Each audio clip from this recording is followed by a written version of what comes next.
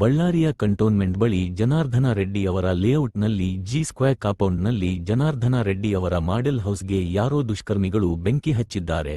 ಶ್ರೀರಾಮುಲು ಹಾಗೂ ಜನಾರ್ದ ರೆಡ್ಡಿ ಒಡೆತನದ ಶ್ರೀಮತಿ ರುಕ್ಮಿಣಮ್ಮ ಚಂಗರೆಡ್ಡಿ ಬಡಾವಣೆಯಲ್ಲಿರುವ ಜನಾರ್ದ ರೆಡ್ಡಿ ಅವರ ಮಾದರಿ ಮನೆಗೆ ಮಾಡೆಲ್ ಹೌಸ್ ದುಷ್ಕರ್ಮಿಗಳು ಬೆಂಕಿ ಹಚ್ಚಿದ್ದಾರೆ.